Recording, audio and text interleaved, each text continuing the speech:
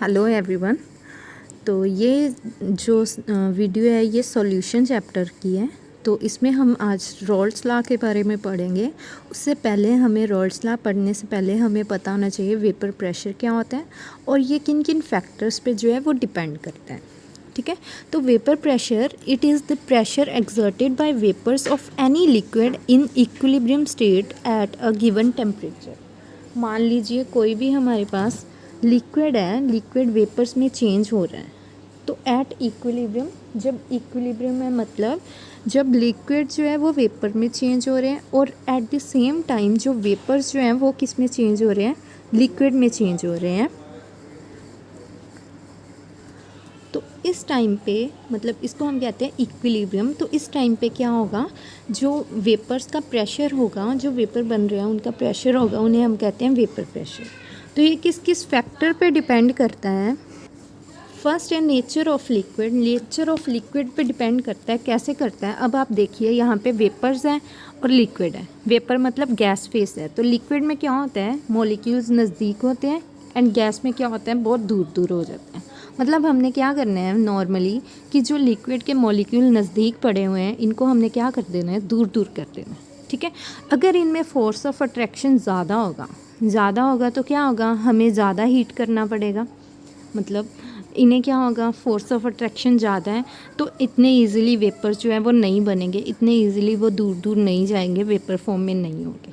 तो अब यहाँ पे देखिए, अगर उनमें जो इंटरेक्शन है या इंटरमॉलिक्यूलर फोर्सेस हैं वो वीक हैं, the liquid which have weaker intermolecular forces have higher vapour pressure. क्योंकि उन्हें क्या है, अगर वीक है तो वो इजीली वेपर में चेंज होगा, मतलब नंबर ऑफ वेपर्स जो है वो इंक्रीज़ होंगे, मतलब उनका वेपर प्रेशर वो ज़्यादा होगा।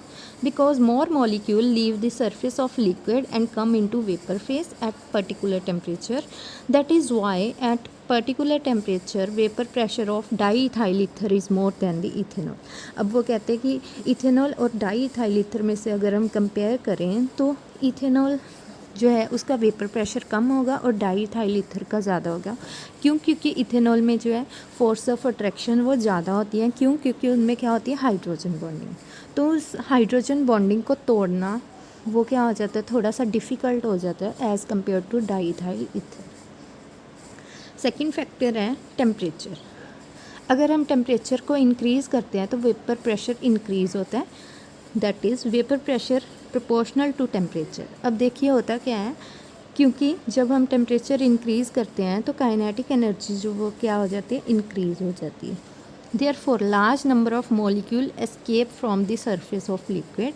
मतलब वो इजीली, अगर उनकी एनर्जी ज़्यादा हो जाती है तो उनके जो इंटरमॉलिक्यूलर फोर्सेस हैं उनमें, मतलब अट्रैक्शन जो है मॉलिक्यूल जो है उनके बीच में, वो काइनेटिक एनर्जी उसको क्या करती है, तोड़ देती है। ठीक है, जिस वजह से क्या होता है, वेपर प्रेशर जो है वो बढ़ जाता है, क्योंकि नंबर ऑफ वेपर्स जो है वो इंक्रीज़ हो जाते हैं।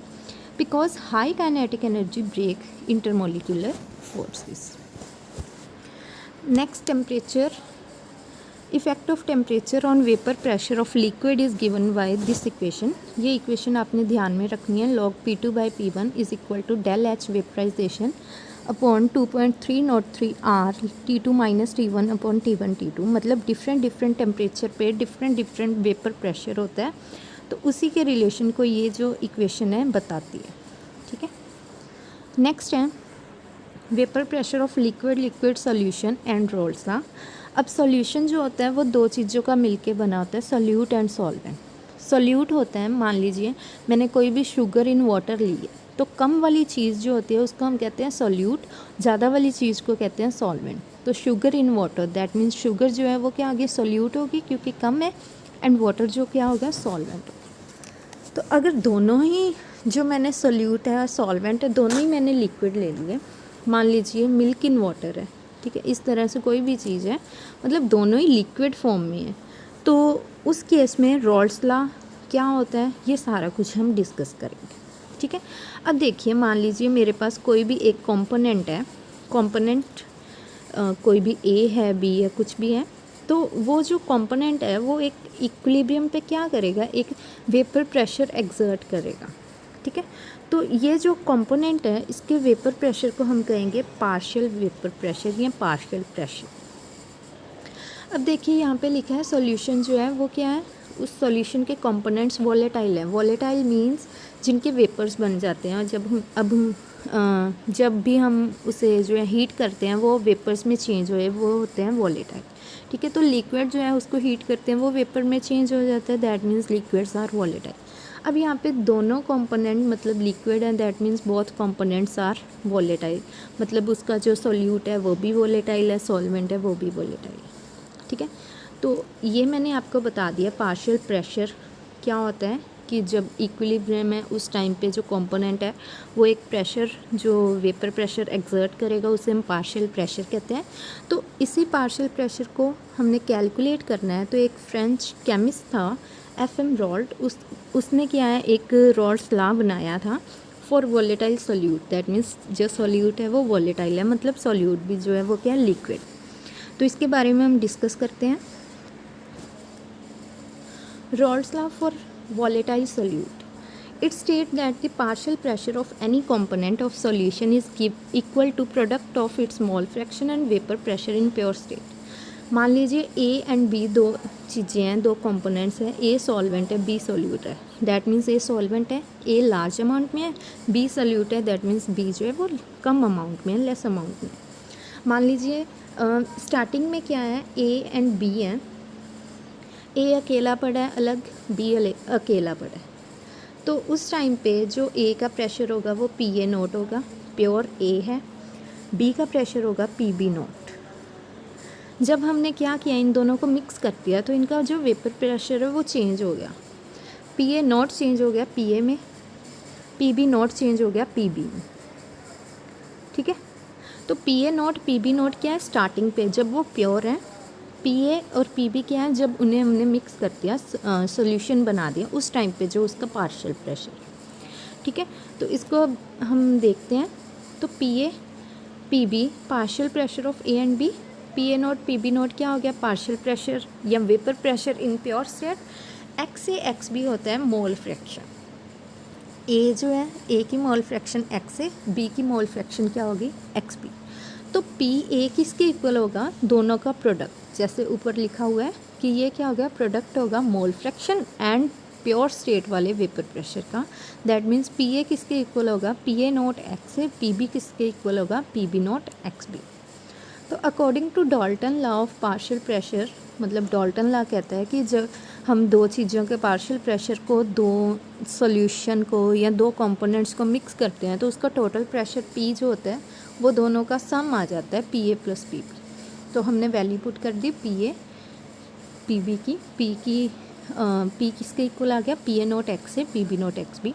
अब मोल फ्रैक्शन आपने +1 में भी पढ़ा होगा, सम ऑफ मोल फ्रैक्शन इज़ 1, तो XA प्लस XB 1 आ गया। तो यहाँ पे हमने XA की वैल्यू पुट कर दी 1 माइनस XB, इसमें आगे XB कॉमन निकाल दिया, तो ये बन गया XB कॉमन निकालने से P किसके इक्वल आ गया PA not plus PB not minus PA not XB। ठीक है, तो यहाँ तक क्लियर हो जाना चाहिए, कोई डाउट होना नहीं चाहिए। अगर कोई भी डाउट हो तो आप कमेंट सेक्शन में पूछ सकते हैं। तो आगे करते हैं कि अगर हम इसका ग्राफ जो है मैंने प्लॉट करना है, तो आपने y is equal to mx plus c से जो आपने लीनियर इक्वेशन, एक इक्वेशन है मैथ्स में, उसके साथ हमने कंपेयर करना है। ठीक है, तो यहाँ से y की वैल्यू आ गई P, c की वैल्यू आ गई PA नोट, m की वैल्यू आ गई PB note minus PA note और x की वैल्यू आ गई XB। ठीक है, तो x वाली साइड हम XB लिखेंगे, that means mole fraction of solute, y वाली साइड हम P लिखेंगे, P मतलब वेपर प्रेशर, और ये जो स्लोप है PB note minus PA note, और ये जो इंटरसेप्ट है यहाँ पे जो इंटरसेप्ट दिया हुआ है दिस वन, ये क्या है C है। ठीक है, तो ये ग्राफ जो था ये हमारे पास रॉल्ट्स लॉ का था, कब, जब हमने जो सोल्यूट है वो क्या लिया है वॉलेटाइल लिया है। ठीक है, आपने एक चीज़ ध्यान रखनी है, ये जो रॉल्ट्स लॉ होता है ये ओबे कौन करते हैं, जो आइडियल सोल्यूशन होते हैं।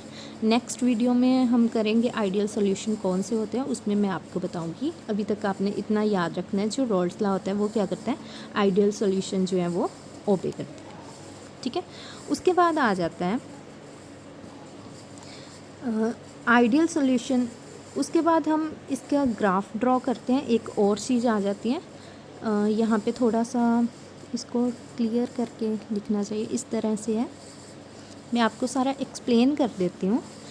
जब मान लीजिए अगर हमारे पास एक्स ए 1 है, दैट मीन्स एक्स पी 0 है, मतलब मेरे पास प्योर क्या है, ए है, प्योर ए है, दैट मीन्स यहाँ पे प्रेशर क्या होगा, पी ए नॉट होगा।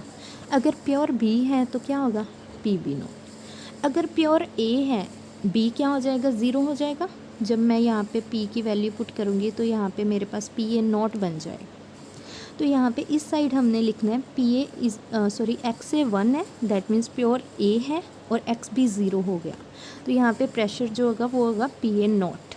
ये पी ए नॉट है, थोड़ा सा जो है इतना डार्कली नहीं दिख रहा, तो मैं आपको एक्सप्लेन कर रही हूँ साथ साथ। यहाँ पे एक्स बी जो है वो 1 है, दैट मीन्स बी जो है वो प्योर है और ए जो है वो 0 है।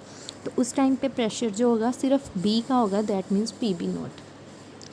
तो ये जो लाइंस ड्रा की हैं, पी ए नॉट, ये वाली लाइन ये हमें बताएगी पी ए के बारे में, that means P A is equal to P A nought X A.